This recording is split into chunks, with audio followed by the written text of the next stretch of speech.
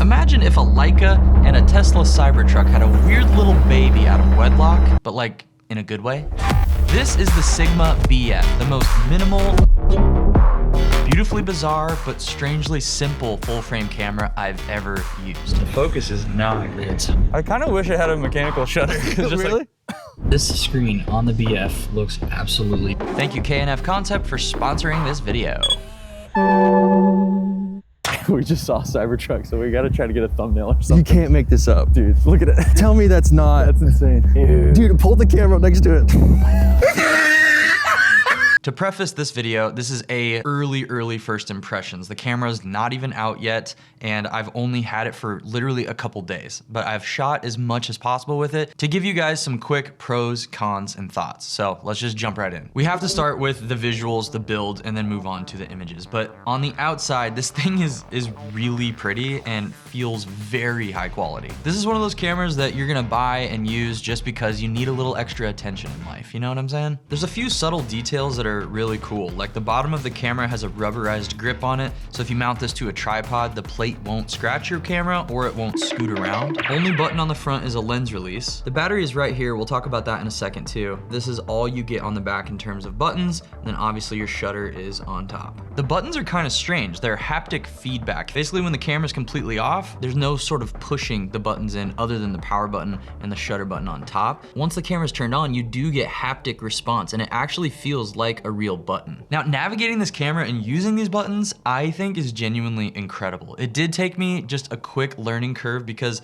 this camera operates completely different than what you're used to. For instance, if I want to change shutter speed down here, I just click over to shutter speed and then I scroll the wheel to change the setting. And then this little monitor up here shows you what setting you have selected, which just makes navigating it very quick and easy. I think part of the enjoyment of shooting on this camera is the quality of the screen on the back. I don't know the exact specs, but it's plenty bright, plenty resolution, and it's punchy. Like this actually feels like we're finally getting a camera that has an iPhone level quality of screen on the back. And part of me thinks it sucks that it's just a flat screen that doesn't tilt or flip, but part of me kind of loves that I don't have the choice. It's just a nice looking screen and I gotta figure out how to get a photo out of it, and that's it. There are more cons than that. It's not that simple, but I'm gonna save that for the next chapter. Something kind of genius that Sigma did with the screen is you can't just touch settings and change them on the main menu. You have to navigate to a setting first, like autofocus, then click in, and now you can actually touch settings up here and change things. My theory is that they did this so that you avoid changing settings while shooting in the main menu. Now the autofocus in this camera is very different in video and photo, so let's just talk about photography really quick. Basically, the simplicity of the options makes it very enjoyable to shoot with. You can either have it as human, animal, or human plus animal. I have animal, so I just have it in human plus animal, and it's able to switch very well. The autofocus in photography was better than I was expecting. My dogs were sprinting through my backyard and I was able to get quite a few nice crispy frames from this camera. Overall, the processor in this camera, I don't know what they're doing exactly, but it feels so fast, so beefy. Even switching between photo and video mode is instantaneous. There is no delay. And speaking of speed, this camera turns on and off very fast as well. Let me show you. This is the power button right here, which is a little bit annoying because it kind of looks like the record button symbol on other cameras, but that's the power button. You tap it once to turn the camera on. It's on basically instantly. Tap it to go into standby mode where you'll see your battery percentage here, and then you can tap to turn right back on. Hold it to turn it off. It does have 230 gigs of internal storage, no SD cards. And to gain access to that, there's a USB-C port right here on the side. You plug it into your computer and then you get access to your files. Another pro is the 13 built-in color profiles, including a black and white profile. The results I get out of this are very punchy, very sharp, and insanely clean. I don't know how to stress that to you guys. These are some of the cleanest photos I've shot on a full frame sensor in quite a while. I'm sure there's probably a little bit of internal noise reduction happening, but not at the sacrifice of sharpness, which is probably due to that beautiful 24 megapixel full frame sensor. My theory is that it's the same as the Lumix S9 sensor. I have a video also comparing those two cameras side by side if you're interested. KNF Concept makes extremely high quality filters. And today I'm not talking about ND filters or the basic ones out there. I'm talking about really fun effects filters. We're gonna end on the two craziest ones because they're really fun. This is Black Mist 1/8.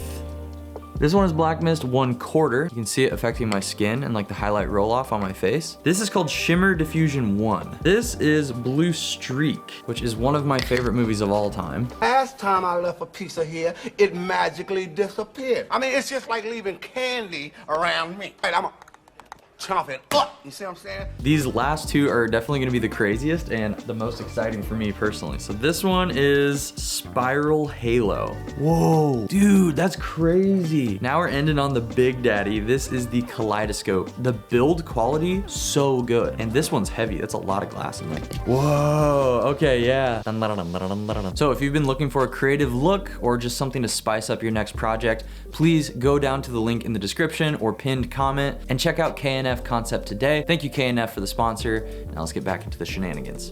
The first con is part of the build quality. Yes, this thing's beautiful, but it's a little too angular to feel very comfortable, and there's no grip on the front. Other than this gritty texture on the body itself, it's not gonna give you any real grip at all. There is this little indentation on the camera where your thumb sits when you're holding it, and it does make it a little bit easier to hold the camera, but it doesn't feel like a true rangefinder style camera or anything like that. Speaking of rangefinder, I hardly know her. There is no EVF on this camera.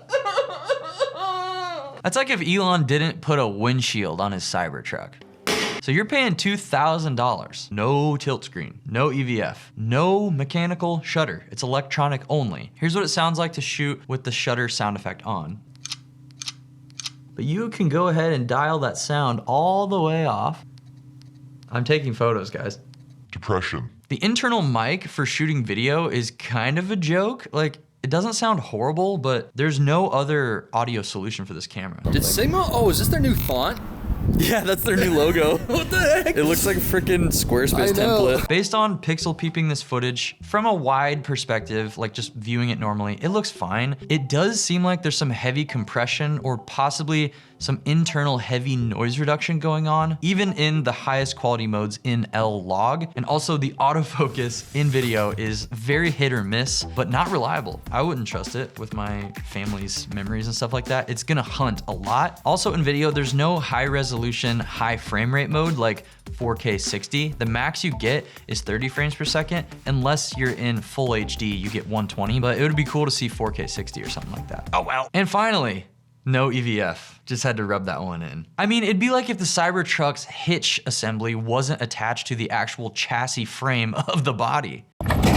Our whole frame just snapped. The hitch is hooked up to what? It just came off. Now, after all those pros and cons, what are my real world thoughts from just very quick experience with this thing from the perspective of a complete idiot? This camera does offer a beautiful simplicity in just going out and enjoying photography without having a lot of options available to you, which I think is the point of this camera, and I enjoy that aspect of it. And genuinely, after handing this to my wife and just changing the shutter to auto, and she got some great photos of me and my son, I was like, I could actually see myself using this as a family camera if I was like a dentist with a nice benefits package, high salary. But I can see this thing going down in the books as a beautiful little gem when all the other companies are basically making the same looking cameras over and over and over again. This is incredibly refreshing, not perfect, beautifully imperfect, and I like it. And that's why I think the Sigma BF is the Cybertruck of cameras. Yes, it has a unique, fresh, angular design that's beautiful to look at, but when it comes to daily driving, this is not gonna be for everybody, and it has some core flaws that would make it unreliable for some folks, but hey, I'm not here to tell you what works for you, that's for you to decide. But for now, text me when you get home so I know you're safe and watch out for deer. Join the Patreon today to get your name on all my videos. You get all my digital assets for free, past and future ones I'll make, and entry into monthly gear giveaways. We've been giving away some super sick gear in monthly live streams, so please join the Patreon today. It would mean the world. Follow me on Instagram for short and dumb stuff like this. Join the Discord for some nerdy friends. And you guys are loved much more than you might even know. God bless you guys so much. We'll see you in the next one. Bye.